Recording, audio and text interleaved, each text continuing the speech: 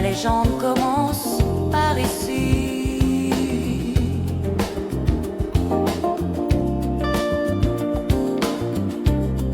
Il faut être ici pour exister.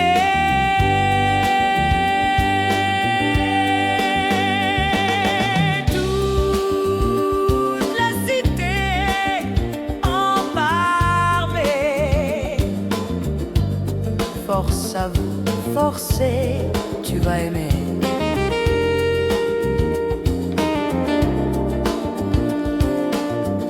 Toute la cité en parle.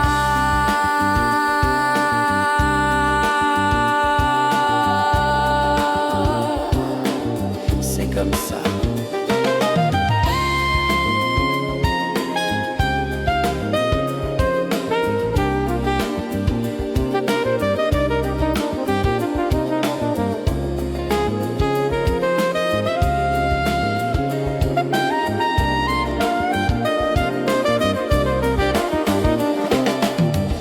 C'est comme ça.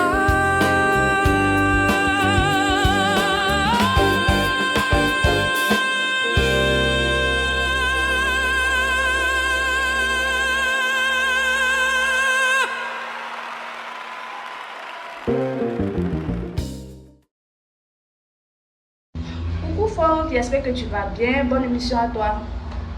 Merci, grâce Emmanuela et joyeux anniversaire. C'est vendredi soir, on se retrouve encore. Quelquefois, vendredi, tout est permis. Ce vendredi, tout est permis, certes, mais chez nous, à toute la cité, on parle. Avant de tout commencer, on commence toujours par l'actualité, l'actu pas de Corse.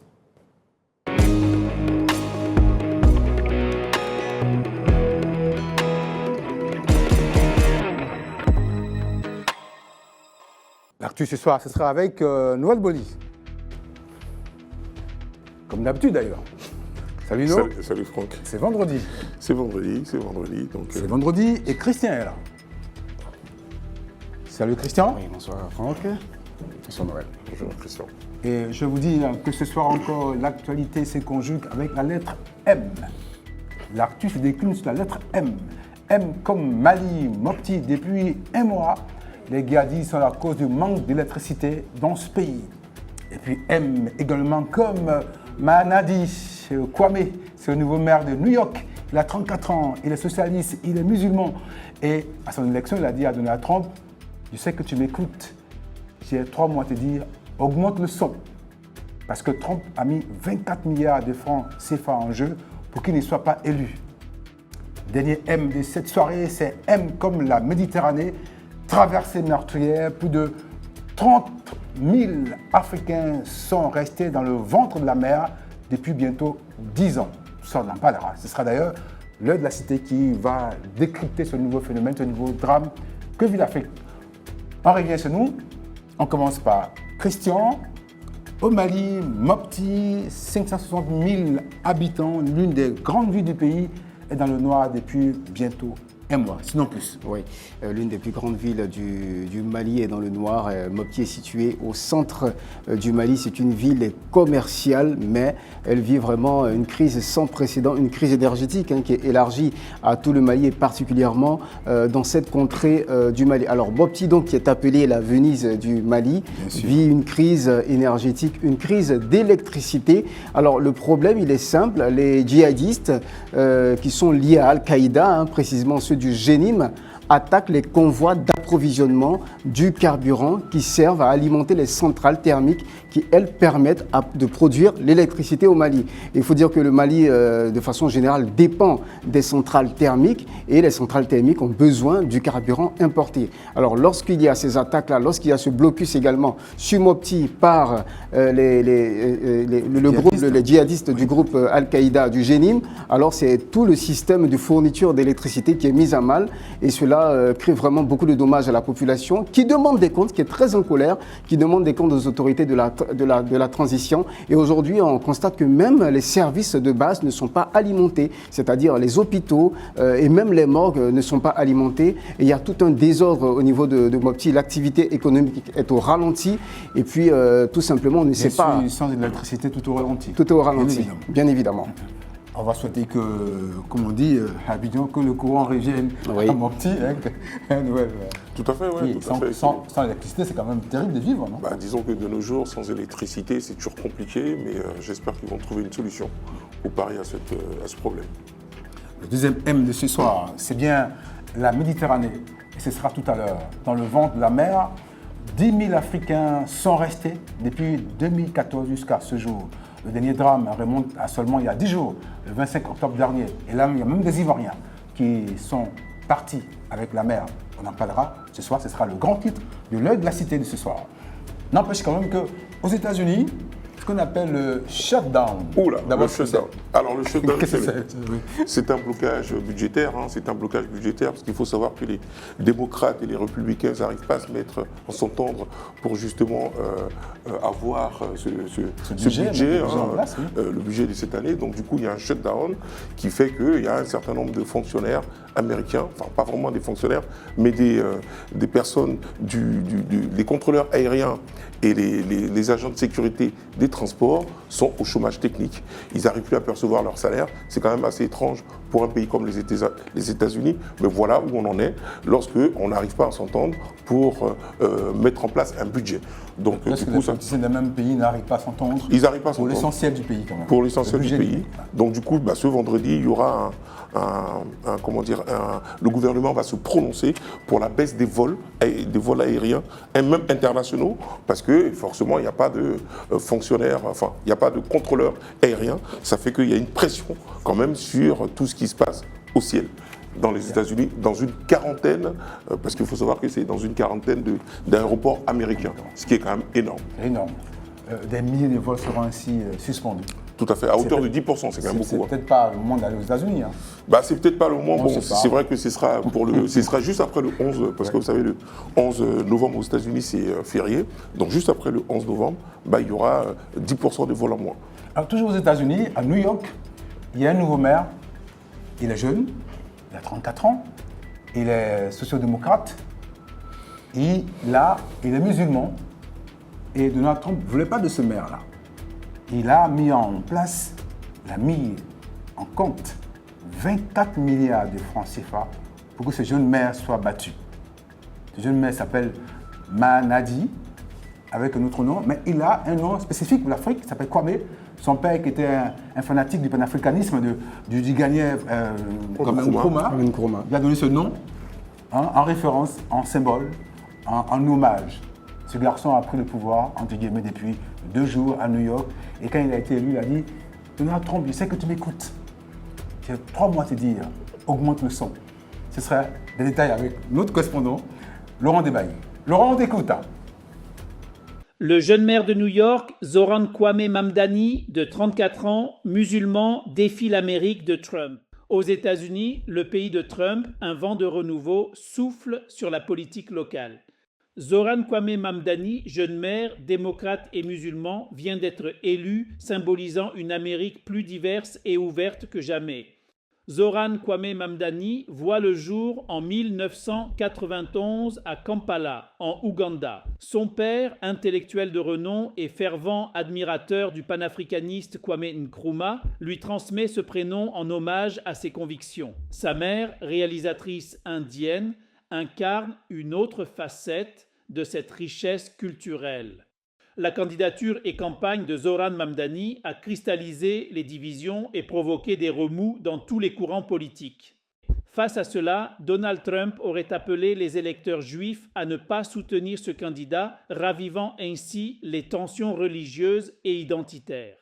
Pourtant, cette élection montre que les citoyens aspirent à dépasser les clivages de croyances et d'origine. La candidature de Zoran Mamdani, démocrate socialiste, a déclenché une mobilisation massive des élites économiques contre lui. 26 milliardaires influents comme Bill Ackman, Ronald Lauder, Barry Diller, Dan Loeb, William Lauder, Steve Wynn et Alice Walton ont versé des sommes importantes en soutenant son principal adversaire, Andrew Cuomo, pour un total de 40 millions de dollars. Jamais une élection à la mairie de New York n'avait suscité une telle mobilisation financière. Plus de 40 millions de dollars, soit près de 24 milliards de francs CFA, ont été levés par des milieux d'affaires et des milliardaires influents pour tenter de barrer la route à Zoran Mamdani. Malgré une campagne marquée par de fortes tensions et une opposition farouche des milieux conservateurs et financiers, Zoran Mamdani a été élu maire de New York avec 50,4% des suffrages. Il devance l'indépendant Andrew Cuomo, crédité de 41,6%, et le républicain Curtis Sliwa, qui recueille 7,2% des voix. Cette victoire consacre un tournant historique pour la ville. Mamdani devient le premier maire musulman de New York et le plus jeune à accéder à cette fonction depuis plus d'un siècle. Lors de son discours de victoire, le nouveau maire de New York, Mamdani, n'a pas hésité à adresser quelques mots incisifs au président Donald Trump. Écoutons un tout petit extrait. So Donald Trump, since I know you're watching, I have 4 words for you. Turn the volume up. I am young, despite my best efforts to grow older. I am Muslim. I am a democratic socialist. Son intervention marque aussi un tournant symbolique. Un maire issu de l'immigration, jeune, musulman et socialiste démocrate, qui revendique fièrement son identité et son engagement. En somme, Mamdani incarne une nouvelle génération politique qui refuse les compromis et veut redonner aux New-Yorkais le pouvoir sur leur ville. Alors, à vous deux quand même, ce garçon, Ah oui, c'est quand même... calculeux quand même, non? Non, enfin, je veux dire... Il s'exprime. En fait. Et surtout, il a été naturalisé il y a quand même juste 7 ans. 7 ans. Il est arrivé aux donc, États-Unis en 2018. Donc là, il est en plein dans le rêve américain. Ça, c'est le rêve américain que tout le monde, justement, aimerait bien avoir. Il est dans le rêve américain, mais il avait des idées. Et ces idées, on espère qu'il va les mettre en œuvre maintenant qu'il est élu maire de la ville. Parce que New York, c'est quand même, on va considérer, c'est quand même la plus grande ville, avec Washington, les plus grandes villes aux États-Unis.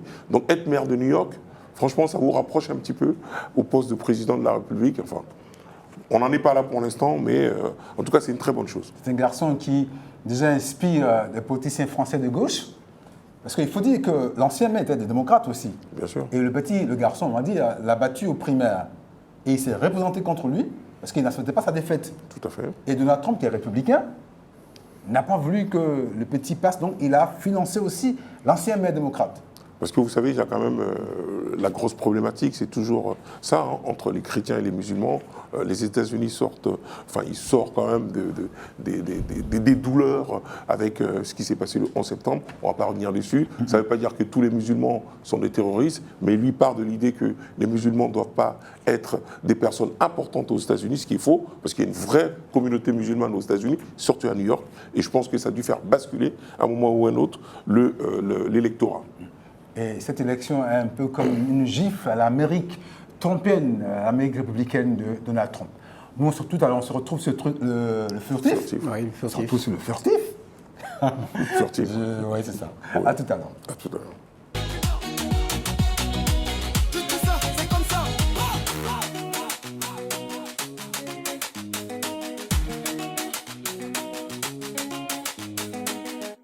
Ce soir, nous posons notre œil sur un phénomène gravissime. Certains même disent que c'est la nouvelle traite négrière. S'il y a 4 siècles, des millions de Noirs ont été déportés en Amérique, forcés, aujourd'hui, ce sont les Noirs eux-mêmes qui se mettent en pleine mer pour mourir parce qu'ils veulent voir des immeubles d'autres pays, ils veulent voir l'Europe. Et nous avons appelé ça Méditerranée, la traversée meurtrière. On en fera une bonne partie de cette émission. Le temps de rappeler sur ce plateau Josiane et Ami Kobor. Bonsoir Franck. Bonsoir. Josiane, vous nous parlerez de l'image de l'Africain après ces différents drames où on se met volontairement dans la gueule de la mer. Ok. Et puis Ami nous parlera des pays concernés par ce nouveau trafic humain, même si ce n'est pas volontaire. Avec Christian, Oui. on verra également des choses. Oui, oui. On parlera avec vous. Les causes, qu'est-ce qui pousse les Africains à partir de chez eux Justement. pour aller si loin, se mettre souvent ils disent, ils préfèrent mourir dans la mer que de rester chez moi. Ça, on verra tout à l'heure. Mais avant de commencer, on va écouter ici, ce n'est pas un témoignage, c'est l'auteur du livre Bengué à tout prix, c'était un Ivoirien, François d'Assise Nda, qui actuellement est à l'intérieur du pays comme patron d'établissement scolaire. Et il nous fait ce témoignage que j'ai eu tout à l'heure au téléphone. François nous parle de ce livre qui justement parle de ce phénomène. Alors, pour la petite histoire, c'est que Bengué à tout prix relate une double aventure.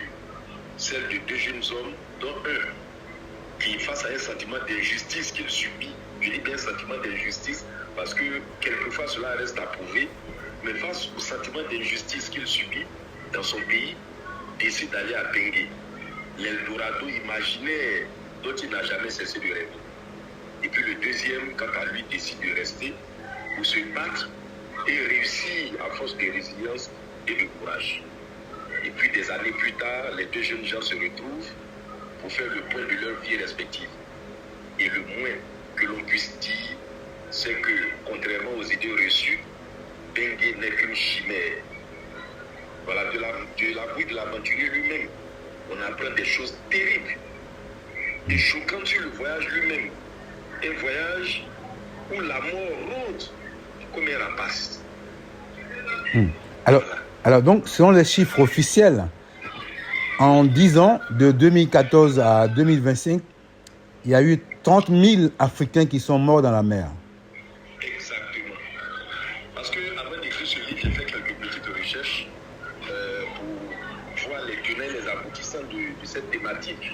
Parce que je n'arrivais pas à comprendre que des jeunes gens puissent tenter une aventure aussi périlleuse.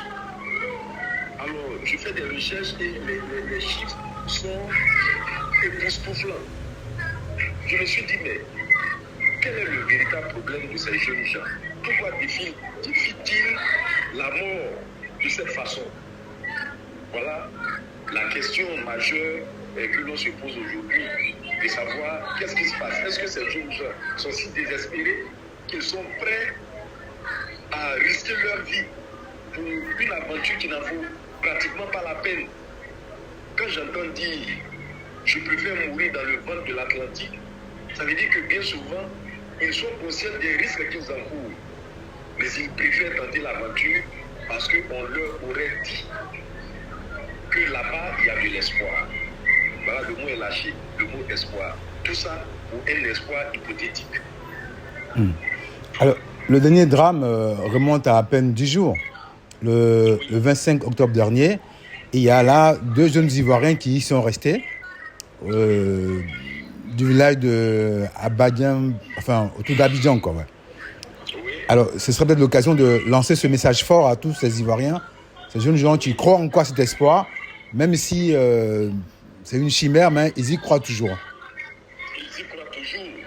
Et personnellement, je me dis que si nous voulons lutter efficacement contre ce fléau, il est urgent que l'État d'abord joue son rôle en mettant en place une véritable politique de l'emploi et de l'auto-emploi. Parce que c'est important, de sorte à réduire le chômage des jeunes. Il faut éviter de leur donner une raison, même si elle n'est pas évidente, mais éviter de leur donner une raison de se jeter à l'eau. Il faut aussi créer les conditions d'une justice sociale crédible. Moi, je le dis toujours, et dans mes livres, cela revient constamment, c'est de lutter contre ce sentiment d'injustice que les jeunes ont. Et que leur vie ne vaut rien ici. Et que c'est la vie ailleurs qui est plus importante. Et pour éviter qu'ils se jettent ainsi sur les chemins tortueux de l'immigration. Enfin, il faut sensibiliser les jeunes eux-mêmes. Il faut les sensibiliser sur la valeur de la vie. Parce que pour réaliser un quelconque rêve, pour ma part, il est important d'être en vie. Parce que vaut un rêve si vous êtes mort. Et aucun rêve, aussi ambitieux soit-il, je le pense, ne peut valoir une vie humaine. Tout à fait. La vie est sacrée, elle est sacrée et il faut tout faire pour la préserver. C'est le rôle des jeunes eux-mêmes de préserver leur propre vie, mais c'est également le rôle de l'État de les aider à préserver la vie, en luttant également contre ces passeurs véreux qui leur font miroiter un ailleurs qui serait un Eldorado que l'on ne vivrait pas ici. Pour résumer ce que disait François, il disait qu'il a eu quelqu'un qui lui disait « Je préfère mourir dans l'Atlantique que de rester au pays ». Ça voudrait Déjà, dire, cette image-là, on la décrypte un peu, puis après on va continuer. ça voudrait dire que la personne qui le dit était vraiment dans le désarroi complet, quoi. Je veux dire, qu'on arrive à de telles expressions aussi significatives, ça veut dire qu'on n'a plus d'espoir dans l'endroit, à l'endroit où on était. Donc, du coup, on préfère aller ailleurs, où on estime que l'herbe sera beaucoup plus verte. Donc voilà, donc c'est vraiment quelqu'un qui est... C'est en même temps une phrase qui détruit un désespoir énorme. Ah oui, parce bien que sûr, bien une sûr. vision aussi étriquée de la Ah vie, oui, bien sûr, bien sûr. mourir dans le ventre de l'Atlantique, Il n'y a plus d'espoir, quoi. il n'y a plus d'espoir. Il n'y a plus Il n'y a plus rien à faire. d'espoir. Tout à fait. Plus d'espoir. Malheureusement, il n'y a plus d'espoir. Et ainsi, depuis 2014, dans environ 10 ans, 11 ans, les Africains qui sont partis, 30 000 qui sont restés dans le ventre de la mer. Ça, c'est encore ceux qui ont été identifiés. C'est quand la barque prend l'eau en pleine mer, il n'y a personne pour identifier. Donc, pour les identifier, ceux qui ont été retrouvés, il y en a déjà en 10 ans, 30 000. C'est énorme. C'est un saignement énorme pour le continent C'est africain. presque une ville entière qui Une grande ville, disparaît. 30 000 qui disparaît parce que bon, on en est effectivement. parti. Alors, Christian, Oui. qu'est-ce qui cause ce départ? Pourquoi ils vont-ils?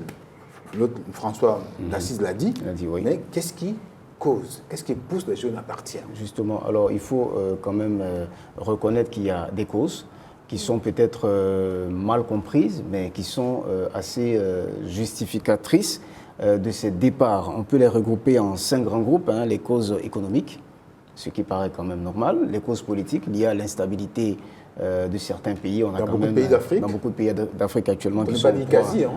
à des troubles et à une certaine instabilité. Et il y a les causes sociales et familiales, et puis naturellement les causes environnementales. Alors qu'est-ce qu'on met dans les causes économiques? C'est généralement le chômage et le manque d'opportunités pour pouvoir s'épanouir et croître dans la société. Et quand ces opportunités-là manquent, quand ces opportunités sont rares, on trouve que, comme l'a dit M. Boli, l'herbe sera plus verte ailleurs. Et donc on prend tous les risques, je dis bien tous les risques possibles, parce qu'on s'est dit que là-bas, l'avenir est plus radieux.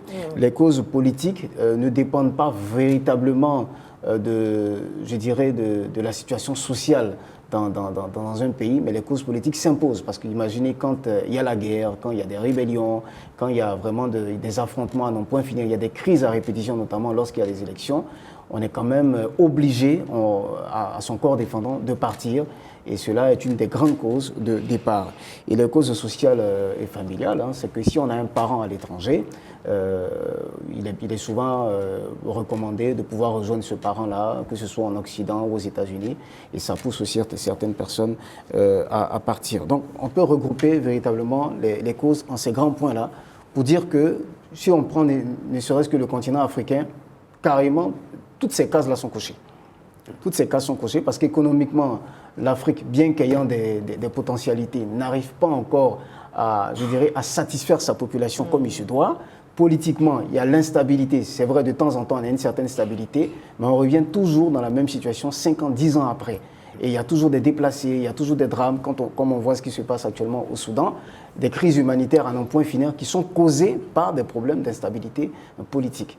Et donc, quand on regarde tout ça, on estime que c'est pas juste, c'est vrai, de partir mourir, mais il y a vraiment une obligation, il y a vraiment une situation qui pousse la population à partir et à s'exiler. Ok. On peut ajouter à la suite des conflits la mauvaise gouvernance.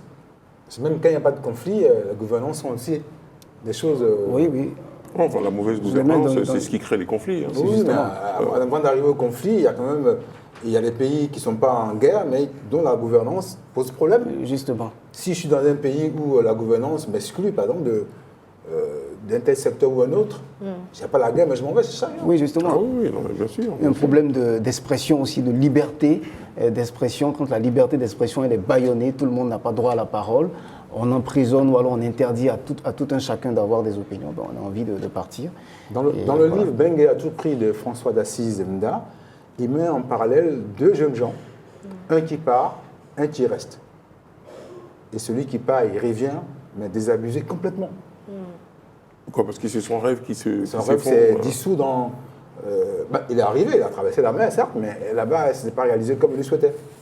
En gros, l'écrivain veut dire, partir, ok, mais ce n'est pas la solution ultime, ce n'est pas la solution bien sûr, absolue. On peut bien réussir là où on est, comme on peut réussir ailleurs, mais dire que je préfère mourir au lieu de rester chez moi, c'est quand même assez fort. On a déjà dit. disons qu'on augmente un petit peu ses chances de décès. Hein. Je veux dire, à partir du moment où on prend le risque de traverser comme ça de façon, j'ai envie de dire, de façon amateur, entre guillemets, de prendre des barques qui ne sont même pas, il n'y a aucune réglementation, enfin, on ne jauge pas un petit peu le courant de la mer, et on se lance comme ça dans des aventures. Non, c'est que le désespoir est quand même bien intégré et bien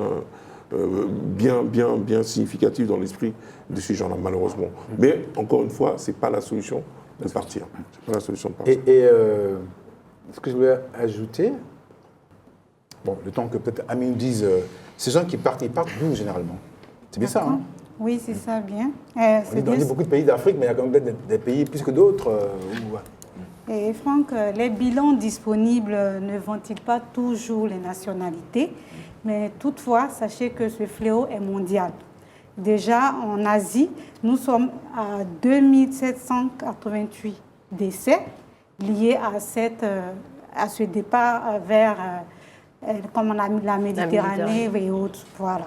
Nous sommes également en Afrique à 2242 décès. Attends, je ne comprends pas. Parce qu'en Asie, il y a des gens aussi qui prennent... Oui, en Asie... Dans le reste, là où il y a eu des trucs qui viennent... Oui. Alors, on parle de l'Afrique, là. La Birmanie. À traverser l'océan, oui. Je parle de cet aspect-là pour dire que c'est un fléau mondial.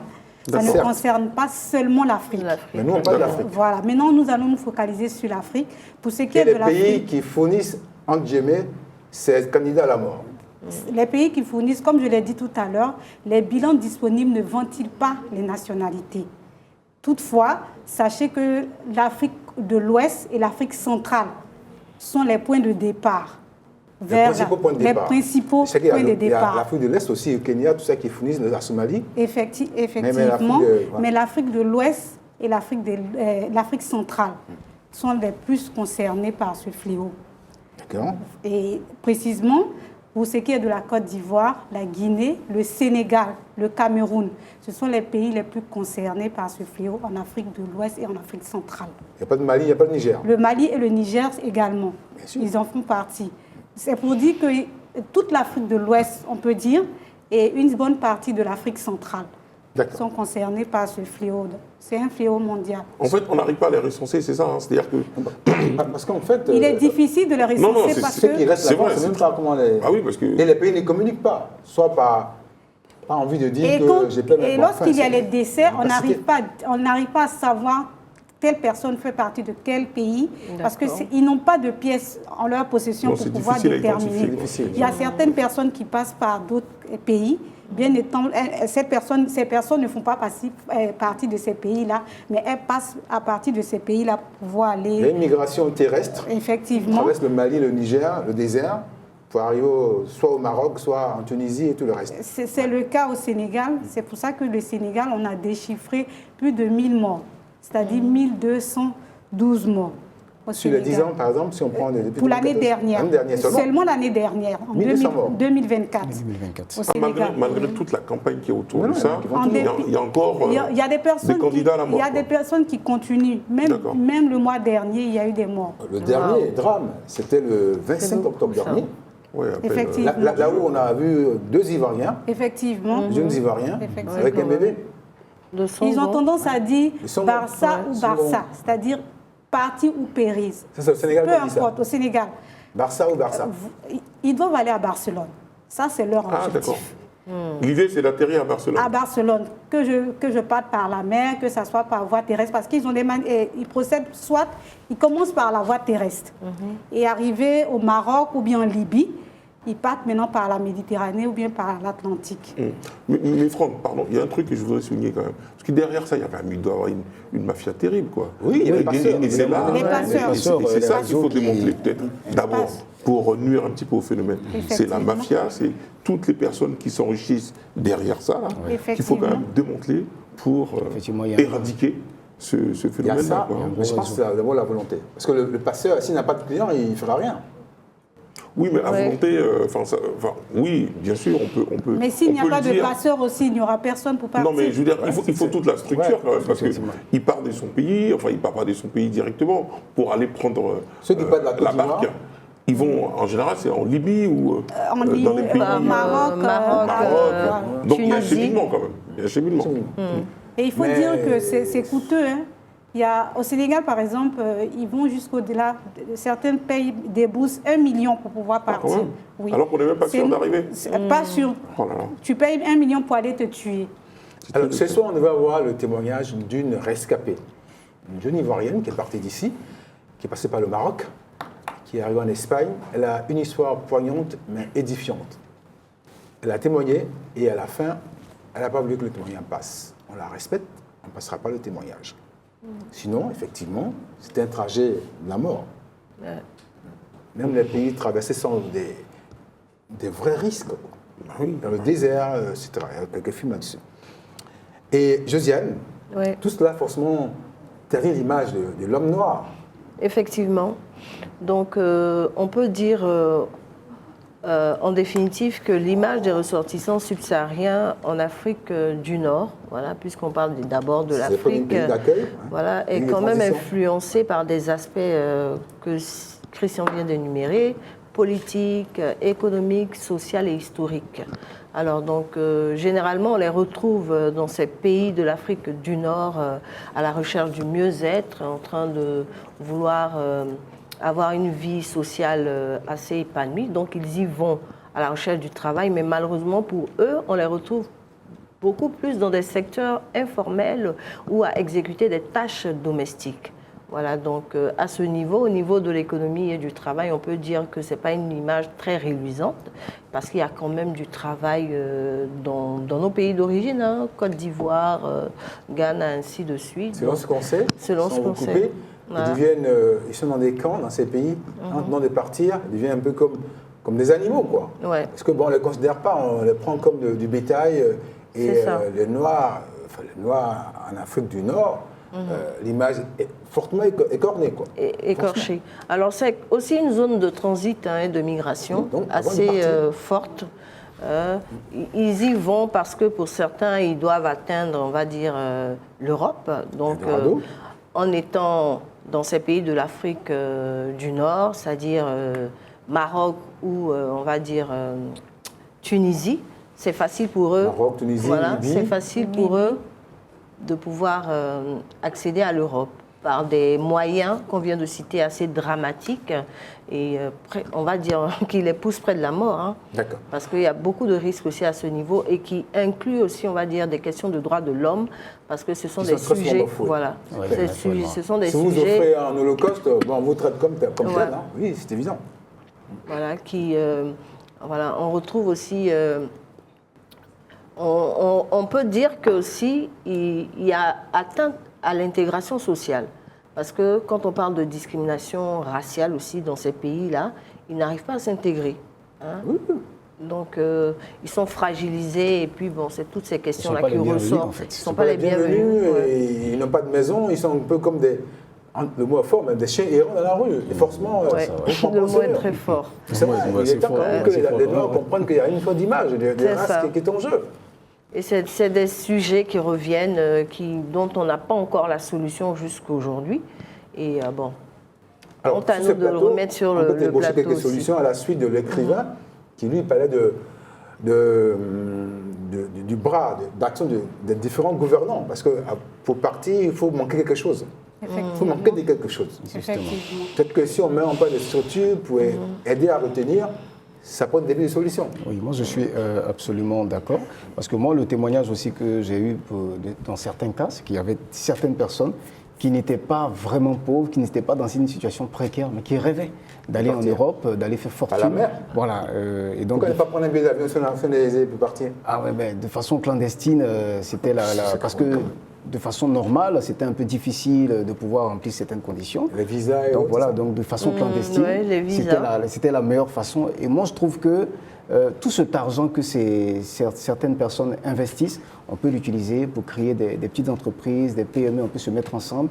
Et puis voilà, ça va résoudre véritablement le problème. Ouais.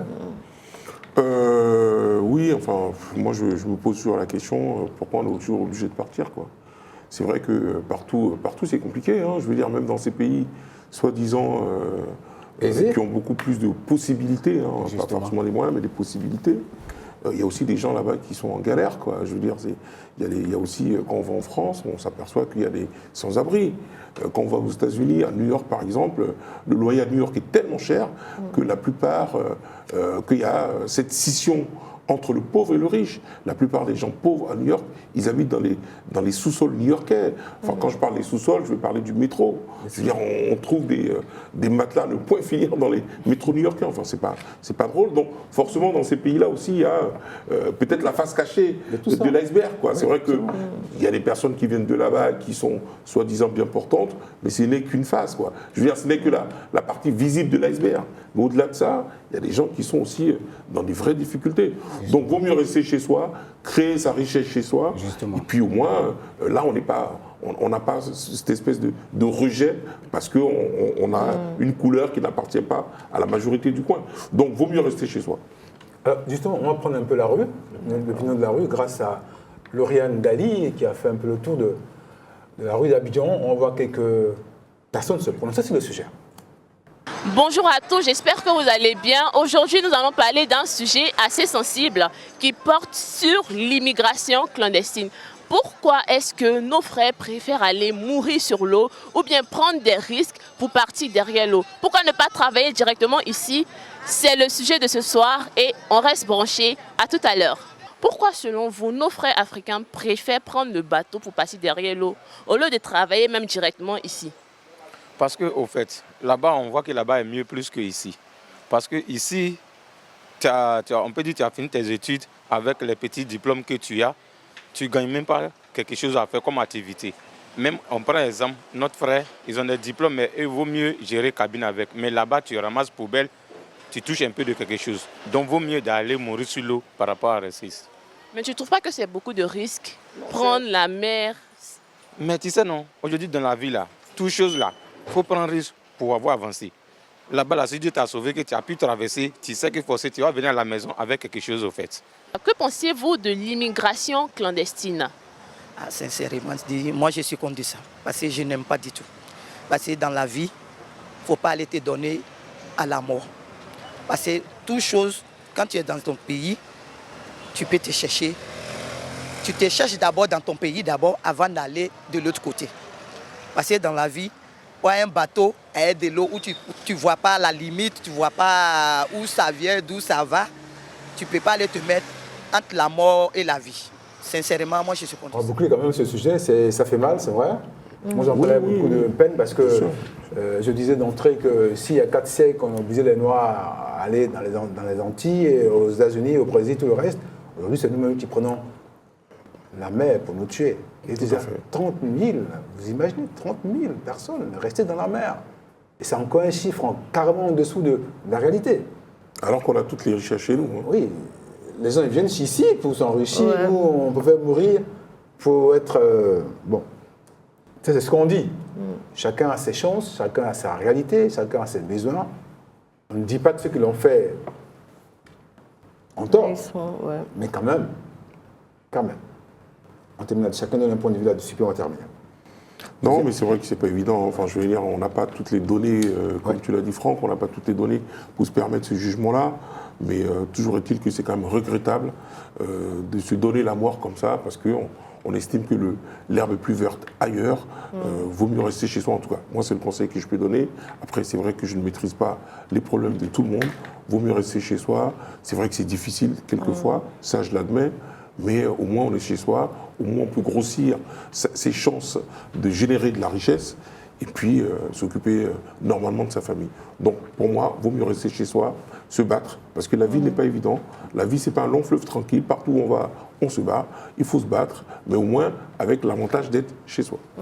Et même quand on va à la mer, vous voyez ces grandes vagues, Au-delà. Ça, c'est la première bagarre. Ça, c'est la première bagarre. Non, mais c'est vrai, c'est la première bagarre. Parce qu'il faut déjà dépasser ça. Il faut déjà dépasser ça. Il faut vraiment du courage. Et en pleine mer, en plein Atlantique, en pleine Méditerranée, c'est incroyable. Avec des barques. Des barques. C'est même pas des viaducs. Des viaducs. Des pneus gonflables. Oui. Qui peuvent à tout moment se percer. Ça prend de l'eau et puis là, ça y est, quoi. Sans compter la baleine qui n'est pas loin. Le requin, la baleine, tout le monde, quoi. Vous êtes dans la vie de tout le monde. Juste des pirogues motorisées et puis tu pars. Ami. Il faut dire aussi que les gens partent, du point de vue économique, c'est un peu compliqué en Afrique. On vous comprend, on comprend ces personnes-là. Mais lorsque vous allez dans un pays où là-bas aussi vous avez des difficultés pour obtenir du travail, il est préférable de rester sur soi. Et de plus, il y a certains États qui signent des partenariats avec les Occidentaux. Lorsqu'ils ont des besoins en main-d'œuvre, ils viennent vers les différents pays pour pouvoir trouver ces main-d'œuvre-là. Donc, il faut patienter. Quand on n'a pas les moyens de pouvoir aller de façon légale, il faut patienter. Il faut patienter. S'il y a déjà eu en un an plus de 1000 morts au Sénégal, en Côte d'Ivoire, on n'a pas les chiffres, mais il y en a aussi partout. Il y a des chiffres partout qu'on n'a pas officiellement. Mais il faut patienter. Certes, on ne connaît pas les difficultés que vous avez, c'est vrai. Mais je préfère vous voir en vie que d'être mort. Parce qu'une fois que vous êtes mort, votre chemin il est terminé, quoi. Effectivement. Alors moi, ce que j'aimerais dire, même si on se retrouve à bord du désarroi, je pense qu'il faut prendre du recul face à la situation qui se présente devant soi. Il y a quand même des activités naissantes dans le domaine des petites et moyennes entreprises. Donc, penser à s'investir dans ce secteur d'activité afin d'éviter ce genre de drame. Parce que prendre autant de risques à un certain niveau, ça plonge toute une famille dans beaucoup de tristesse et même la communauté, parce que c'est des situations qu'on n'arrive pas à démanteler, parce que ça perdure depuis très très longtemps, on va dire. Ce réseau d'embarquement, on va dire, depuis l'Afrique. 2014 seulement, sinon avant il y avait sûrement tout ça. Ouais. Disons que le phénomène n'était pas aussi gros.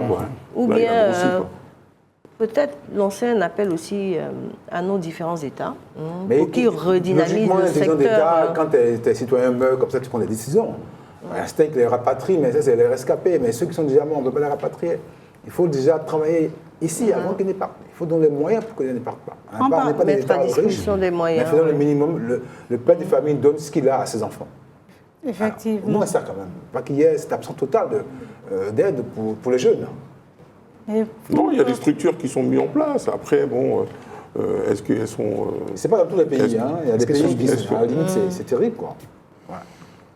Et puis ceux aussi qui favorisent ce genre de pratique-là, franchement, prenez du recul et puis bon... Les passeurs, vous voulez dire? Oui, les passeurs. Il faut son business, hein? Oui, mais bon, c'est pas tous les business qui sont bons à pratiquer aussi. Oui, c'est vrai que... les gens s'enrichissent dans l'illégalité. C'est comme les vendeurs de drogue. C'est des choses qu'il ne faut surtout pas faire. Mais malheureusement, il y a des gens qui sont malveillants, qui ne sont pas comme nous, qui, eux, profitent de la détresse de certaines personnes pour se faire de l'argent. Malheureusement. Toujours l'argent. Oui. Alors moi, je crois que la première des choses, ça c'est au gouvernement que je m'adresse, il faut casser tous ces réseaux de passeurs. Parce que autant il y a une police mondaine, autant il y a une brigade des mœurs, et il y a des brigades face à certains mots. On peut créer une brigade pour lutter contre l'immigration clandestine, une brigade renforcée avec les moyens, avec tous les moyens également de renseignement, et pour mettre hors d'état de nuire toutes ces personnes-là qui encouragent ces populations-là à aller vraiment se mourir. Et il faut dire aussi aux populations, je pense que dans son pays, on peut bien investir si on économise, si on identifie des niches, si on identifie des opportunités. Et je crois que c'est ce qui manque réellement à nos pays africains, c'est que lorsqu'on veut s'enrichir, on privilégie, je dirais, le départ vers l'extérieur parce qu'on a toujours une idée du fonctionnariat. Le fonctionnariat ne paye plus. Dans nos pays, on peut investir dans l'agriculture, dans l'élevage, dans beaucoup de secteurs. Et si on a cette vision-là, je pense qu'on verra qu'ici, on peut être riche et on peut s'en sortir. Vous nous direz forcément que voilà, ils sont assis tranquillement, il n'y a pas de problème, ils en parlent, c'est vrai. On a des problèmes aussi, mais enfin, on aimerait bien voir nos frères, nos sœurs, nos parents en vie. Franchement. En vie, quoi. Quels que soient les trucs, on ne peut pas vous dire, allez vous tuer. C'est quand on dit 30 000 morts en seulement 10 ans. Ah, j'imagine le mort en pleine mer, au fond de la mer. Ouais. Et Franck, il faut préciser que les 30 000 morts, c'est ce que nous avons comme ce que nous avons pu compter. Oui, mais il y a ce que nous ne officiel. voyons pas, voilà. C'est ce qu'il y a des pertes humaines que nous ne voyons pas forcément. Effectivement. C'était un cri de cœur de toute la cité, car la cité veut conserver ses citoyens. Demain également, on parlera d'un drame dans la cité qui est arrivé ce jour.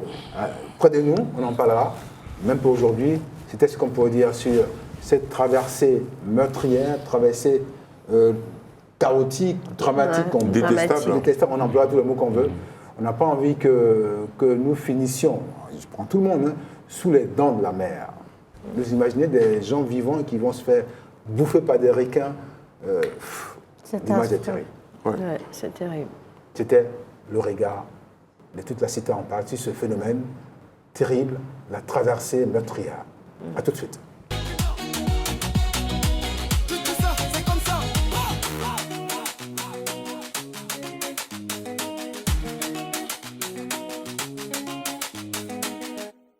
La cité a décrypté pour vous ce qui faisait l'actu aujourd'hui dans notre cité. Et cette cité, vous la connaissez maintenant, elle parle, elle chante, elle danse, elle joue. Et c'est le moment de recevoir nos belles citizennes. À ce jeu, voici la première qui arrive, Joanne Montero. Ça va? Ça va très bien. Okay. Et vous? Suivi de MPK. Vous n'avez jamais droit à la bise ou...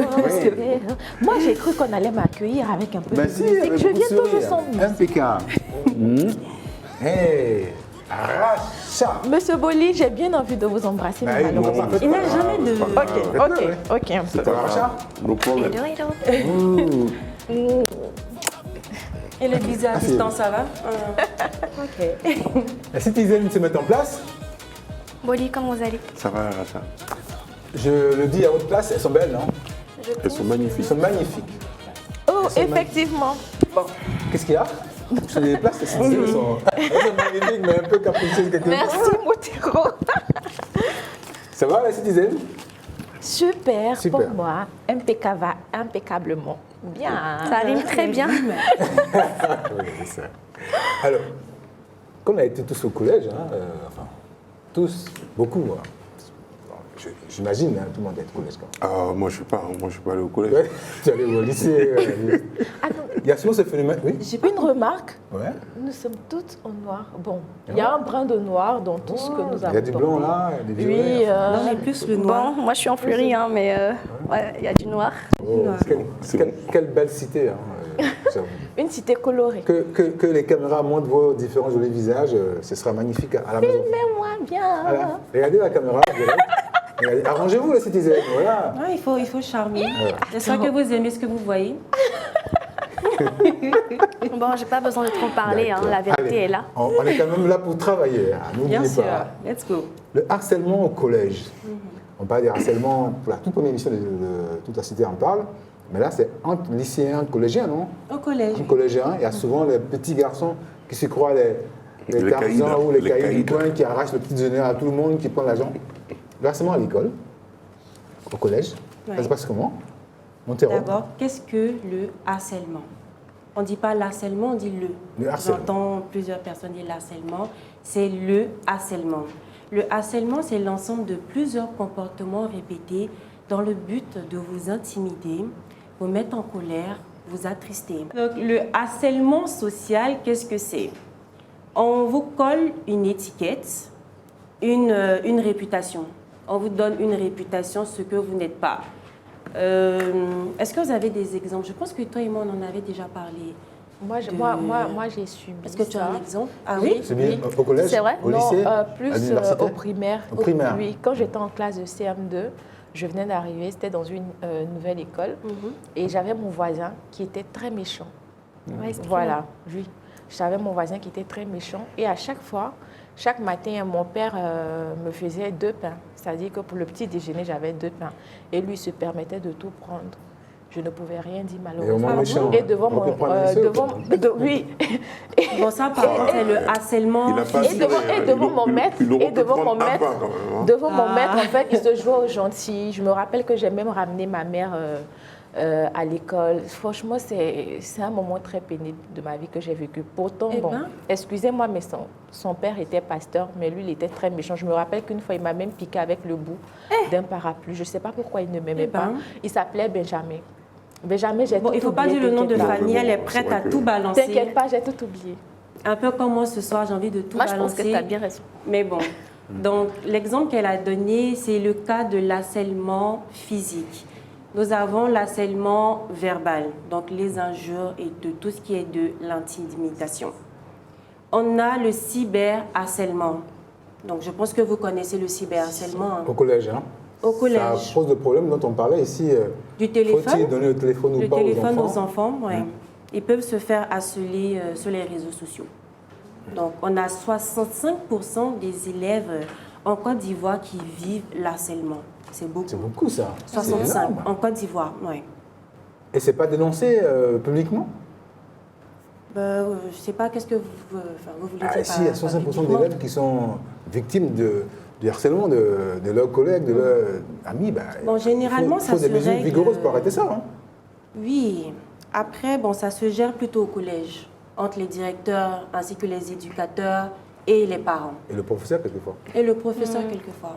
Mais il arrive aussi que le professeur soit dans l'harcèlement. Ce n'est pas toujours entre élèves, mais les professeurs harcèlent sexuellement les élèves. Ah, il y a Racha qui a dit... Non, c'est vrai, parce que c'est vrai. Je me souviens au collège, il y avait une amie qui nous avait expliqué qu'elle vivait ça, notamment d'un enseignant de français. Je vais taire son nom, bien sûr. Elle nous racontait qu'elle avait vécu ça et que pour ça, il diminuait ses moyennes et tout. Donc. Après, il y a plein de filles qui ne racontent pas pour ne pas se faire juger. Mais je pense que, allons jusqu'à... Je veux pas donner de chiffres parce que je n'ai pas de chiffres exacts. Mais la plupart, je pense qu'elles ont déjà vécu ça. Ça existe au collège. Oui, au collège. Et même partout, mais même au lycée aussi. Mais ce soir, donc, on revient sur ce qui se passe entre élèves. Oui, entre élèves. Entre élèves. Voilà. Donc ça existe. Et 65%, c'est beaucoup quand même comme pourcentage. C'est beaucoup, c'est beaucoup. Mais alors, moi, je voudrais bien poser une question, parce que moi, je suis toujours à contre-courant. Donc, 105%, c'est quoi? C'est pour toutes les 65% de l'ensemble des élèves de Côte d'Ivoire, c'est ça? De l'ensemble. Des personnes. Effectivement, c'est énorme. Les élèves, c'est une majorité écrasante. C'est juste entre élèves et élèves ou tout c'est compris. mélangé avec les professeurs aussi, enseignants, élèves et tout ça. C'est un mélange. L'élève qui subit, il n'y a aucune différence. Que ça vient du prof ou non, il est harcelé mentalement, il prend un coup. Alors qu'est-ce qu'il faut faire comme ça? Il faut en parler. Il faut donner les noms des personnes qui vous harcèlent. Il faut en parler aux éducateurs. Il faut en parler à votre famille. Moi, j'ai déjà été harcelée. Mais... Tout cela, quand MPK sera député, elle va prendre des lois. Non, mais attendez. Cette fois-ci, j'espère de tout cœur que vous allez me voter. Et je vais me présenter dans la ville de Grand Bassam. Parce qu'il n'y a pas de campagne à faire. C'est fait, là. OK. Pourquoi il n'y a pas de campagne à faire? Elle est déjà là. Non, il n'y a pas besoin de financement. Ah bah si, pour convaincre les gens, tu fais comment? Elle est déjà... Elle va nous donner... Elle va le faire à la télé. Pour les meetings. Ah, c'est déjà... Voilà, j'ai déjà convaincu, voilà, la grande équipe que je propose déjà dans ma ville, Grand Bassam. Dis-nous, c'est quoi un député? Et c'est quoi? Actuellement, comment on devient, tout le monde sait, c'est pas le vote, mais c'est quoi un député? C'est quoi? Alors, Franck, franchement, il faut dire que ces temps-ci, la scène politique ivoirienne est beaucoup mouvementée.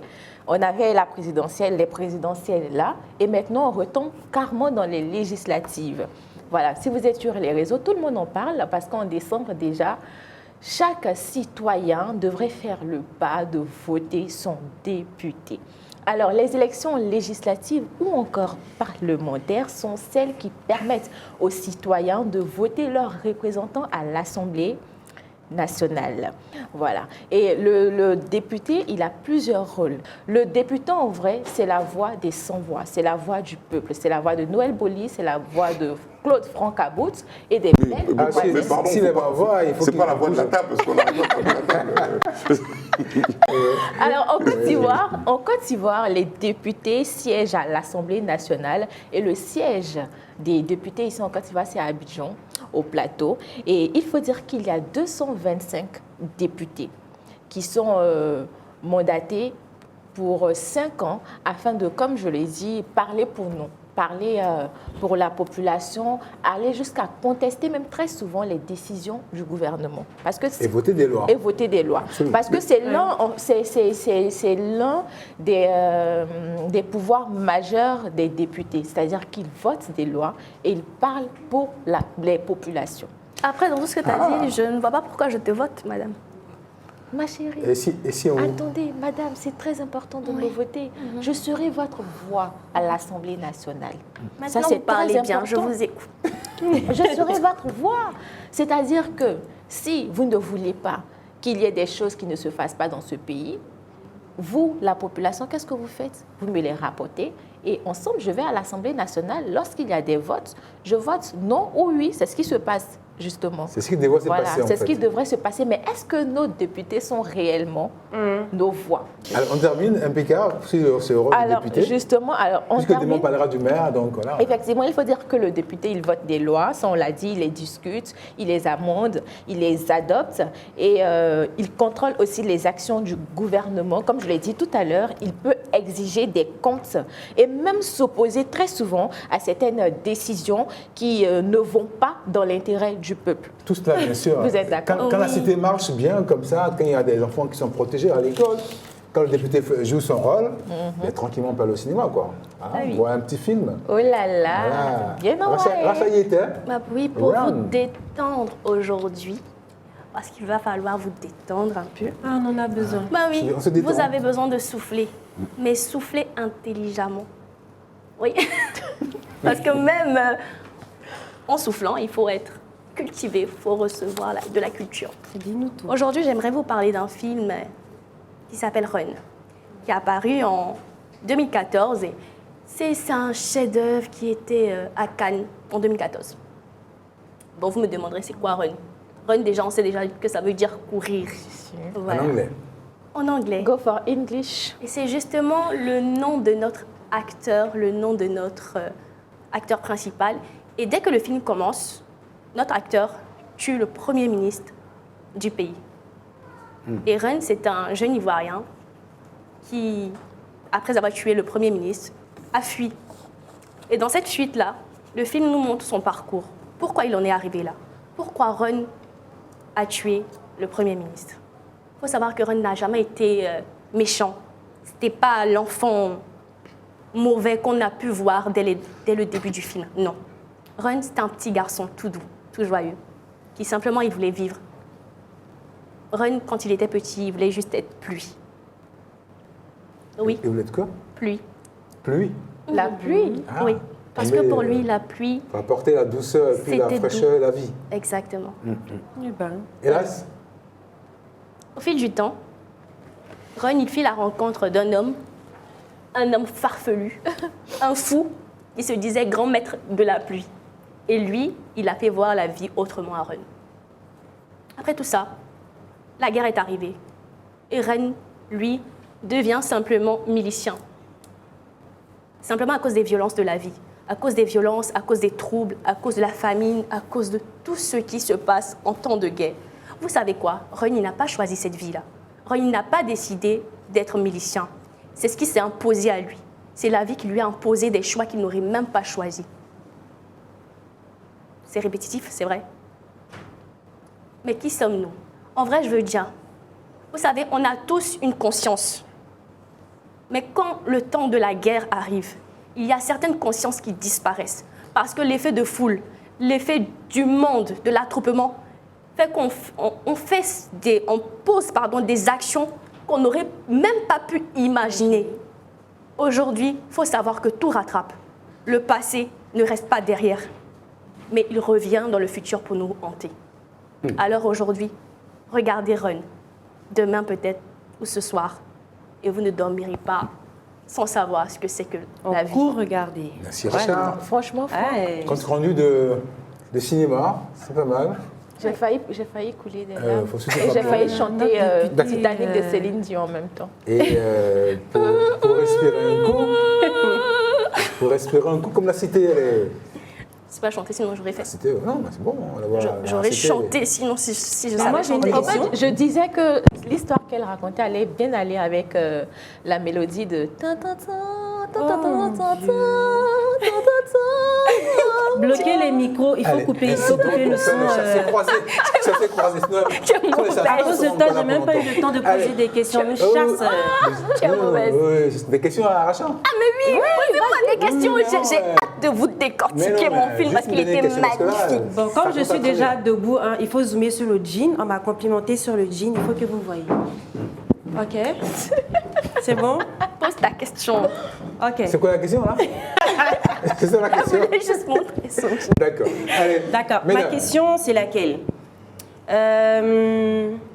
On a remarqué, pour les personnes qui ont regardé Ruby, par exemple. Ruby, on a toutes regardé Ruby, n'est-ce pas? Au fur et à mesure que Ruby, elle devenait méchante dans le film, elle changeait de coiffure et de maquillage.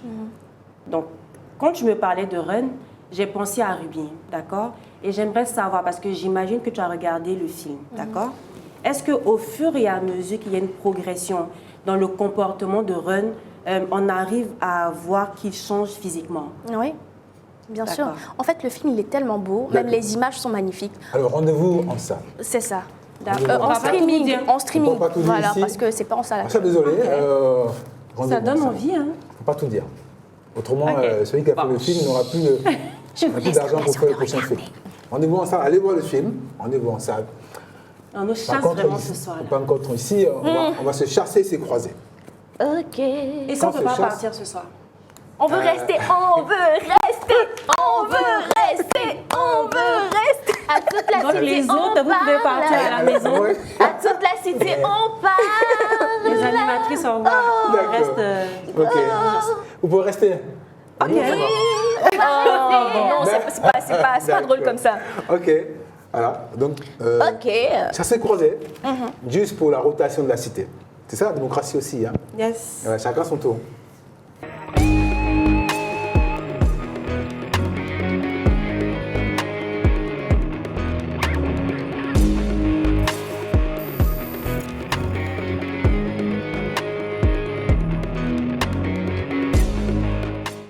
La légende commençons par ici. Il faut être ici pour exister. Toute la cité en parle. Force à vous forcer. Forcer. Tu vas aimer. Et bon, toute la cité en parle. C'est comme ça. Toute la cité en parle. Force à vous. Toute la cité en parle. Force à vous. Cité. Et on est là. Comment ça va? Bien, je vais bien. Ça va bien? Très bien. Tu nous reviens, toi, après quelques temps d'absence? C'était bien? Un petit moment d'absence. Ok. Mais bon, je suis de retour là. D'accord. Bon, maintenant. Monsieur Boli, vous allez bien? Ça va. J'ai pas mis que je rirais plus autant. Là, je peux rire. Ok. On va être sérieux. C'est pas sûr ça. C'est pas On sûr. va être sérieux. C'est pas trop sûr. C'est pas très sûr. Ok. On va être très sérieux. C'est pas très sûr. L'océan bleu en bleu. Oh, aujourd'hui, je suis dans la C'est demain le couleur. week-end, c'est demain samedi, je veux dire. Demain samedi, donc je commence déjà à annoncer le samedi Oh. très chic, très soft, tout Vous pouvez bleu. montrer cet océan tout en bleu, Bien sûr, en tout plein en écran. bleu. Hein. Vous savez qu'avec moi, je le mets en valeur. Toute la C'est sûr que cité en Monsieur parle. Boli, il sait. Ami, ça va? Oui, je vais bien. Bon, après, ces moments Un peu triste. Triste. Maintenant, voilà, c'était pas tranquillement. Oui. On parlera des contrefaçons. Effectivement, Franck. Il y en a qui font les choses, il y a d'autres qui recopient. Ce qui n'est pas normal. Mais qui n'est pas normal. Voilà. Chacun sa création, quoi. Voilà. Et sachez que la contrefaçon contribue de façon insidieuse négativement à l'économie. Elle freine l'économie de nos différents pays. En Côte d'Ivoire, Franck, nous sommes à 150 milliards de francs CFA de produits contrefaits sur le 150 territoire milliards ivoirien. de francs CFA De produits perdus, on dit. Perdus, voilà, perdus. À cause. À cause de la contrefaçon. Les entreprises locales subissent ça. C'est vraiment difficile pour certaines industries et certaines compagnies pour pouvoir s'en sortir avec ces produits contrefaits sur le marché. Ami, donc spécialement, on parlera des médicaments contrefaits, parce que là, ce sont directement, même si l'autre aussi c'est direct, mais là, ça va dans le corps direct. Et l'agroalimentaire aussi, l'agroalimentaire, les produits que nous consommons, souvent ne sont pas de bonne qualité, ce sont des produits contrefaits. Et ce n'est pas bon pour la santé. Le sillon bleu ou les réseaux sociaux? À vous de choisir. Tu prends les réseaux sociaux. On se met à l'eau ou on se met dans le numérique? Je pense qu'on va y aller, on va aller dans le numérique. Ok, on y va. Aujourd'hui, on va parler... Monsieur non, parce que je trouve que vous êtes très bien maquillée. Merci beaucoup. Il y a un peu de bruit en Elle va faire sa maline. Il y a toujours des paillettes, quelque part. Ma vie brille tellement que mon Dieu, ça ressort sur mon visage. Qu'est-ce que vous êtes chanceuse. Oh là là. Franchement, je me sens trop belle. Zoomez un peu sur mon visage. Bon, on y va. Alors, aujourd'hui, on va parler... Vie des réseaux Exactement. sociaux. Peut-il avoir une dissociation? Exactement. Aujourd'hui, sur les réseaux sociaux... Est-ce que sociaux... qui brille comme ça, c'est la même que dans la vraie vie? C'est pas la même... Il a choisi... Il a choisi de briller parce qu'elle est sur un plateau de télé, sinon quand il se réveille, il laisse tomber. Il arrive à ses cheveux en pagaille. D'accord, sur les réseaux sociaux, tout le monde est parfait. Tout est parfait sur les réseaux sociaux. On a des visages bien éclairés, on a la vie qui est bien filtrée, on a des journées bien cadrées. Et pratiquement tout le monde aujourd'hui vit entre ces deux mondes, c'est-à-dire le monde du virtuel, où tout est partagé, tout est commenté, et le monde réel, où tu vis des moments simples, mais qualitatifs. D'accord? Et aujourd'hui, on essaie de voir ensemble si on peut dissocier encore, s'il est encore possible de dissocier la vie réelle de la vie virtuelle. Enfin, pour ceux qui sont influenceurs ou pas, du moment que tu as un compte Instagram, tu as un compte sur Internet, on essaie de voir si tu arrives quand même à faire la différence entre ta vie privée et ta vie virtuelle. Est-ce qu'on arrive à faire la différence? Franchement, vous savez, le jeu d'Internet, ça va tellement vite qu'arrivé à un moment, si tu n'es pas vraiment focus, si tu ne sais pas vraiment ce que tu es venu faire sur Internet, ça finit par t'engloutir en fait. Ouais. Donc, quand tu es sur les réseaux, à force de vouloir te faire voir et tout, parce que quand tu postes quelque chose et tu vois que tu as 10 personnes qui voient, 20 personnes, 100 personnes, 1 million de personnes qui voient, après ça crée de l'engouement. Oui. Tu as toujours envie d'être présente sur Internet, tu as toujours envie de faire de l'actualité, d'actualiser en fait ton profil, si on va dire ça comme ça. Et plus tu veux être présente sur les réseaux, plus tu finis par banaliser certains points qui peuvent te rattraper un peu plus tard en fait. Tu partages ton quotidien. Tu oublies, avec l'habitude, tu oublies même de filtrer en fait ce qu'il y a, enfin ce que tu dois pas poster, ce que tu dois poster, vu que tu es habitué à tout poster en fait. Du coup, quand tu arrives à ce stade, ça finit par te mélanger et finalement tu te crées des problèmes et tu es obligé d'assumer toute seule parce qu'il n'y a personne qui t'a mis dans ça en fait.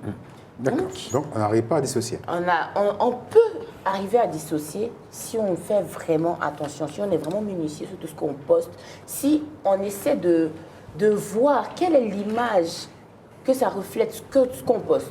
C'est-à-dire que tu postes une vidéo aujourd'hui, tu postes une photo, mais quel est le message que tu veux véhiculer par cette photo ou par cette vidéo? Si tu n'as aucun message, mais quand même, il y a ton image, tu aimerais que les gens te voient d'une certaine manière. Donc si tu commences à prêter attention à ton image sur les réseaux, je pense que tu pourras faire la différence entre ce que tu as envie de poster ou ce que tu n'as pas vraiment envie que les gens connaissent sur ta vie.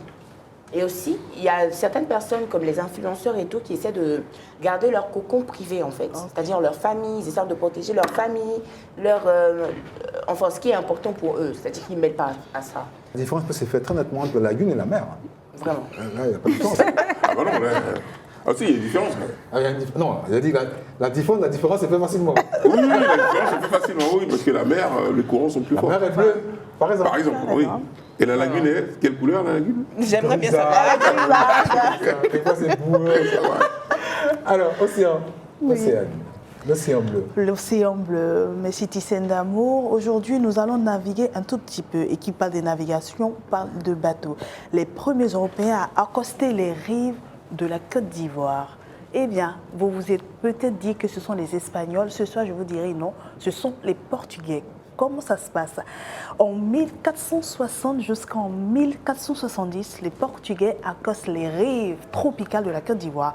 À cette époque-là, on n'arrivait pas à distinguer tous les biens minéraux que la Côte d'Ivoire avait, et surtout avec les maladies qui sévissaient à cause des maladies tropicales. Ils ont juste trouvé important d'avoir l'ivoire. Pourquoi? Vous le savez, la Côte d'Ivoire, elle est très forestière. Il y avait beaucoup d'éléphants. Alors, ils se lancent dans le commerce d'esclavage et d'ivoire. Ils se rendent compte que la Côte d'Or, qui est l'actuel Ghana, a plus d'opportunités, plus de minéraux qu'on arrive à retrouver en bordure. Ils se dirigent donc au Ghana. Là-bas, ils déposent leurs valises. Alors, ils accostent la Côte d'Ivoire où? À partir de San Pedro. Eh bien, San Pedro, ce n'est pas un nom espagnol, c'est plutôt portugais. Et il y a aussi Sassandra qui vient. San Pedro, oui. San Pedro, c'est pas espagnol, hein, c'est portugais. C'est Saint-Pierre, non? Saint-Pierre, je crois, mais je crois qu'on a appelé, puisque c'était les Portugais qui étaient là. Donc pour eux, c'est San Pedro. Donc, quieras tu un tote. Onte, voilà, Onte. Et voilà que ces gars-là se dirigent vers le Ghana actuel. Arrivés vers le Ghana, puisqu'ils ont plusieurs navigateurs, ils ont donc sauf que le Brésil aussi produit beaucoup de biens. Ils se retrouvent donc au Brésil, ils colonisent le Brésil, ils parlent portugais au Brésil, on parle portugais au Portugal. En 1647, les Français accostent les rives de la Côte d'Ivoire. Alors, ils ont envie de plonger dans le tropical, ils fouillent, ils cherchent, ils se rendent compte que ce pays peut produire beaucoup de choses. Alors, ils accostent à partir de Grand Massam. Une guerre éclate entre les Portugais et les Français jusqu'à ce que les Hollandais, donc quand on parle d'Hollande, ces Pays-Bas, accostent aussi sur les rives. Leur pensée reste telle que les Portugais, ils trouvent que les tropiques de la Côte d'Ivoire sont un peu trop. Ils se résignent, ils partent aussi au Ghana. Alors une guerre éclate entre le Portugal, entre la France et l'Hollande. À cette époque-là, la France était super forte en puissance, alliée à la Grande-Bretagne. Un comité se met en place, une guerre sans pitié s'installe. Les Hollandais encore faibles, les Portugais encore faibles se rétractent, ils se retirent, ils prennent donc le Ghana et le Brésil. Et les Français jusqu'à aujourd'hui sont agrippés à notre chère patrie. C'est comme ça qu'aujourd'hui, vous et moi parlons la langue française. Sinon, on serait en train de parler Porte Norque et Porque. C'était toute l'histoire d'aujourd'hui. Les premiers Européens à accoster la Côte d'Ivoire, c'était les Portugais. La Cité vous remercie de l'avoir animé ainsi, de la culture, de l'économie, du numérique. Parfait. Chapeau bas. Merci. Tout à l'heure. Tout à l'heure.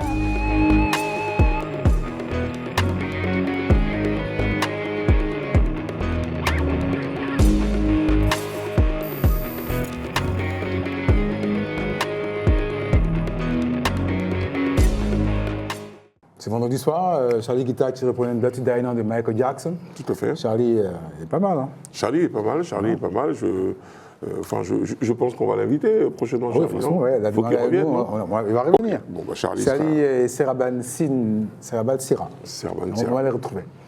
Vous pouvez également nous suivre, vous nous suivez en direct, mais vous avez aussi notre version YouTube.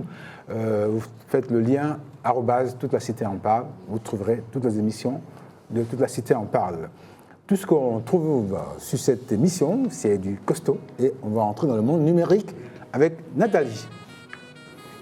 Nathalie Moulari.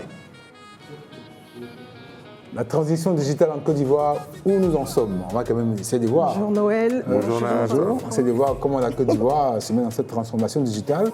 Nathalie, bonsoir. Bonsoir. Ok. La question est, la Côte d'Ivoire, on parle de digital aujourd'hui, mais on a pris le train en marche. On a commencé, on en est à quel niveau aujourd'hui?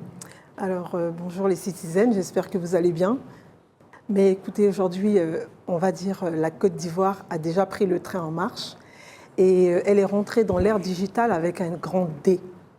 Et aujourd'hui, moi, je vais vous parler de la transition digitale des entreprises en Côte d'Ivoire. Alors, la transition digitale, déjà, il faut savoir que c'est l'action de mettre toutes les technologies numériques au service de ces activités afin de rester compétitif et surtout très visible par ses clients. Et il faudrait savoir aussi que la Côte d'Ivoire est rentrée déjà dans cette ère digitale. Et cette économie, en fait, est vraiment, on va dire, mise en avant par cette transformation silencieuse, en fait, qui transforme carrément, on va dire, notre économie locale. Et on voit ça aussi avec l'explosion des paiements numériques par le mobile money. Et le paysage ivoirien même est transformé par tous les réseaux sociaux, les sites web et aussi les plateformes numériques, les plateformes de vente B2C. Bientôt, on arrivera au B2B, mais il y a une explosion de tous ces outils numériques. Vous avez un petit film qu'on voit d'ailleurs pour Tout voir. à fait. C'est que c'est que le digital. C'est ça, exactement. C'est pas souvent compliqué, mais on ne le sait pas souvent. Merci. D'accord.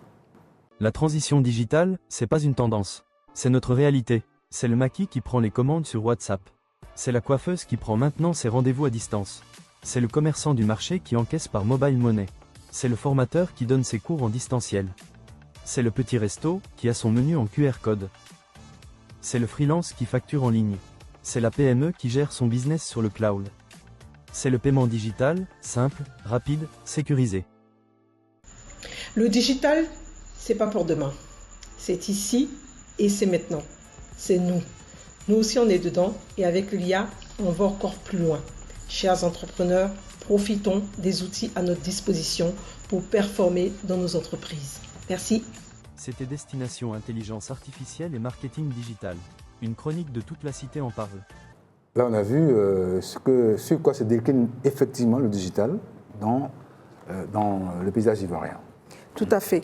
Alors, quand on regarde effectivement cette vidéo où je vous ai montré la transformation en action, on peut se rendre compte évidemment que les maquis, effectivement, les écoles et même les restaurants ont vraiment pris ce tournage, ce virage, du digital.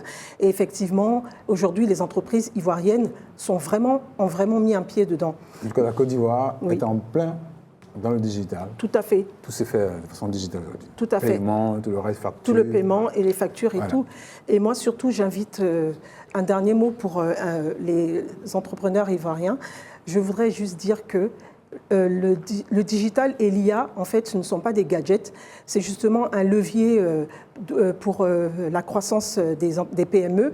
Et vous devez justement utiliser, en tout cas, puisque vous avez accès aujourd'hui, puisque c'est démocratisé et accessible, donc utiliser ces outils pour, on va dire, pour la compétitivité de vos entreprises et surtout rester visible, parce que le monde entier nous regarde. Et aujourd'hui, vous pouvez rivaliser justement avec les géants en utilisant ces outils qui sont accessibles à tous les entrepreneurs. Pas de complexe, on est tous dans la course. La Côte d'Ivoire aussi, comme beaucoup de pays d'Afrique. Il n'y a pas de géants, hein, tout le monde est dans le digital. C'est parfait. Nathalie Goutankor, merci de nous éclairer chaque fois comme ça, parce qu'on croit qu'on est digital, on croit que c'est notre monde, c'est le quotidien là. Tout à fait. Aujourd'hui, c'est le quotidien. Portable, tout ça, c'est ça, c'est le digital. C'est le quotidien. Les habitudes qui ont changé avec le digital, c'est ça. Tout à fait. Okay. Okay. On va entrer Roselyne. Roselyne qui est notre checkeuse, qui check tout ça. Pas que ce n'est pas vrai, mais elle a toujours quelque chose à dire. Oui. Pour montrer que tout ce qu'on dit, c'est de la vérité, rien que la vérité. Bonsoir, Roselyne, bonsoir. Bonsoir, Roselyne. Bonsoir. Je le juge, je dis la vérité. Rien que la vérité. Je peux mentir. Bonsoir Nathalie. Bonsoir Roselyne. Ça va? Oui. C'est vrai de dire que les femmes n'aiment pas travailler, préfèrent être au crochet des hommes. Vous avez checké, vous avez trouvé quelque chose de vrai là-dedans? Alors déjà, ce préjugé, je le trouve assez lourd, pas vous. Je trouve qu'il est assez lourd. Hein. Dire que les femmes ne préfèrent pas travailler et qu'elles aiment ou elles profitent des hommes. C'est un peu lourd, vous ne trouvez pas? Bon, on vous suit. Hein. Qui oserait vous contredire? Alors, très bien. Donc, du coup, qu'est-ce que disent les faits? On y va direct. Selon l'Anstat, qui est, on va dire, l'Agence nationale de la statistique, autrefois appelée INS, 60% des femmes actives en Côte d'Ivoire travaillent dans le secteur informel. Alors, voilà. Donc, à côté de cela, il y a, on va dire que les femmes qui travaillent dans ce secteur-là, elles travaillent en général sans contrat ni sécurité. Alors, elles cuisinent, elles vendent, voilà, elles soignent, elles nettoient, et pourtant, leur travail est rarement reconnu. Alors, on a aussi l'Organisation internationale du travail, qui est l'OIT, qui nous indique qu'en Afrique subsaharienne, voilà, les femmes représentent entre 40 et 50% de la population active. En Europe, elles sont, on va dire, à peu près 46%. Voilà, de la main-d'œuvre. Et cela part jusqu'à 70% au niveau de l'emploi. Alors, de ce point de vue... Donc, les femmes travaillent. Exactement. Les chiffres sont là. Les chiffres sont là. Et nous avons justement un élément vidéo. Des personnes ont bien voulu répondre à cette question-là, on va dire à ce préjugé. Donc, on regarde ensemble.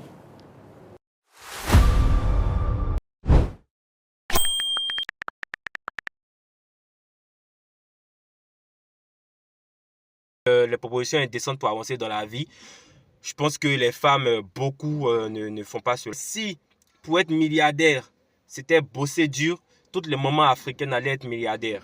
Moi, je pense que on connaît tous, voilà, des collègues, des amis, des femmes qui n'ont pas besoin d'accepter des avances délicates, voilà, qui ne respectent pas pour pouvoir avancer dans la vie. Les femmes qui vont marcher dans nos quartiers 13 villes à Djamé, beaucoup de femmes se battent. Elles se battent correctement. Elles sont très belles aussi, vous les voyez, elles sont très belles. Si elles devaient accepter des invitations, vous pensez qu'elles allaient accepter ce genre de métiers-là qui sont très fatigants? Non, non, moi je ne le pense pas. C'est quelque chose que je ne conseille du tout pas à mes jeunes sœurs et à mes mamans. C'est quelque chose quand tu rentres dedans, pour sortir c'est difficile. Et puis ça salit ton image, ça salit aussi ta dignité aussi. En tant qu'une mère, il faut se battre pour pouvoir réussir. C'est vrai, c'est pas facile. Il y a des situations parfois qui arrivent, tu oublies de te mettre certaines choses, mais moi je ne conseille pas ça vraiment. Et moi j'encourage mes soeurs et mes mamans à se mettre au travail, parce que c'est en travaillant qu'on peut éviter ce genre de problème.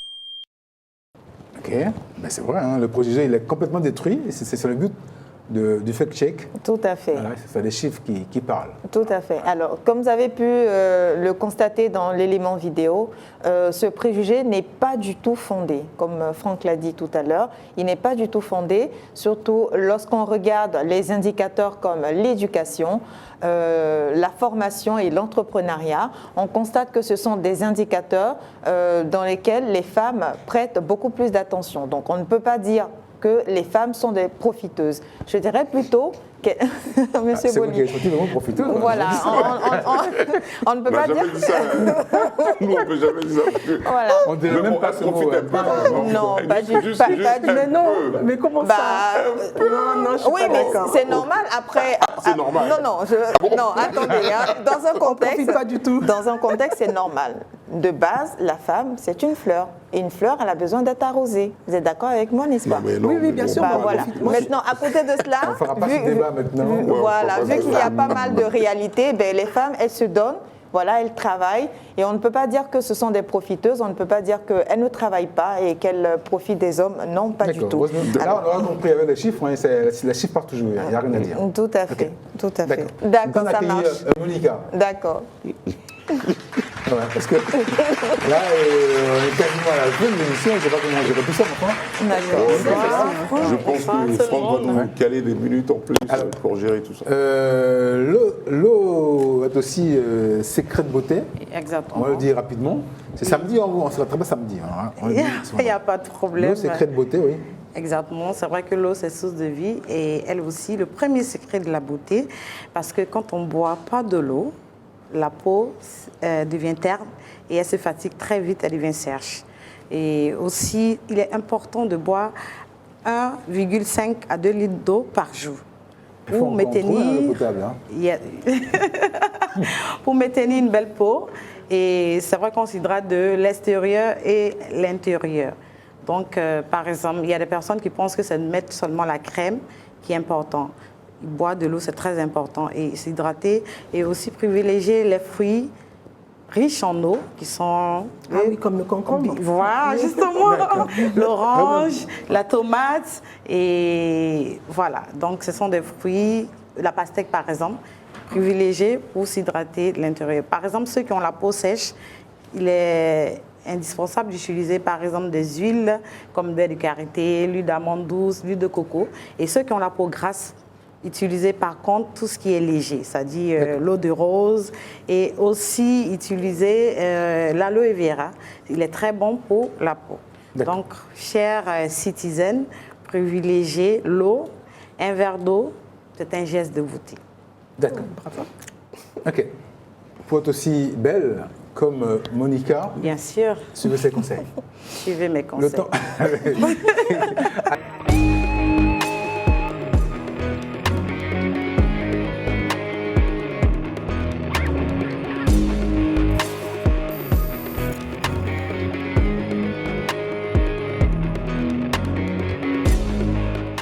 La cité qui est toujours en marche, hein, qui parle, qui danse, qui chante. Et qui boit de l'eau. Et qui boit de l'eau avec Monica pour rester aussi belle pour les filles. Tout à fait. Les hommes pour rester beaux. Écoutez Monica. Pour bien découvrir la capitale de la Côte d'Ivoire, Yamoussoukro, on accueille Annie. Annie Kofi, bonsoir. Bonsoir Franck. Alors nous avons visité Yamoussoukro et ses beaux sites touristiques. Nous sommes passés par le golfe, la fondation, la présidence et son lac au Caïman. Et bien sûr, on ne pouvait pas terminer cette visite sans passer par la basilique Notre-Dame de la Paix, cette splendide basilique. C'est d'ailleurs, je crois, la plus grande basilique du monde. Ouais. Oui. On va sous l'élément et puis on revient. D'accord. Je vous embarque avec moi pour une escapade touristique dans la capitale politique de la Côte d'Ivoire, Yamoussoukro. Nous allons découvrir ensemble cette belle ville ainsi que ses beaux sites touristiques en passant par le Golf Club, la fondation, la présidence et son lac au Caïman et bien sûr la basilique Notre-Dame de la Paix.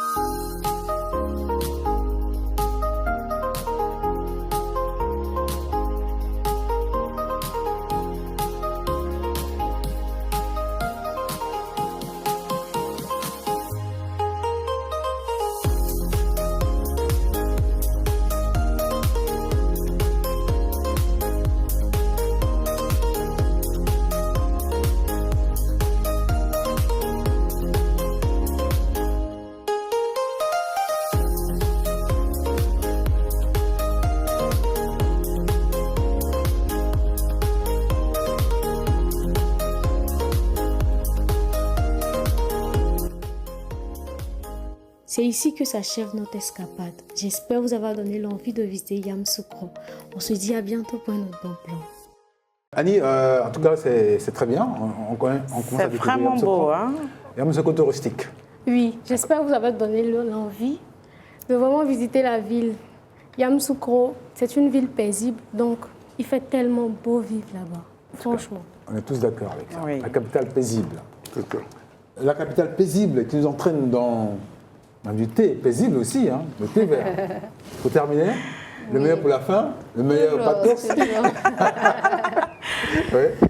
Aujourd'hui, je vais vous parler du thé vert que j'appelle la star du monde végétal. Wow. Oui. Ça va vous donner un coup de fouet aussi. Oh. Parce que, premièrement... Franck, il attendait ce coup de fouet depuis longtemps. Je crois que c'est vous. On y va. Donc, le thé vert, premièrement, ça améliore la mémoire et la concentration, comme je l'ai dit même la fois dernière. Parce que ça, pour l'huile rouge, ça contient un duo gagnant, caféine pour le coup de fouet et la L-théranine pour le calme et la clarté d'esprit. Donc, vous prenez une tasse de café avant une réunion ou avant un examen, ou si vous avez une journée très chargée, vous prenez une tasse de thé vert et vous allez voir que vous allez vous sentir mieux. Ça peut vous aider à perdre du poids. Je ne dis pas, c'est pas une portion miracle, non, mais avec le temps, ça va vous aider parce que ça stimule le métabolisme et facilite la combustion des graisses. D'accord. Je sais qu'on n'a pas terminé, mais enfin, En tout cas, je suis intéressée par la perte du poids. Demain samedi, on la forme d'Annie. Le meilleur pour la fin, un peu précipité. Mais c'était ainsi notre version de ce vendredi soir sur la terre de toute la cité en parle. Surtout demain. À demain. Allez, bonne soirée. À demain.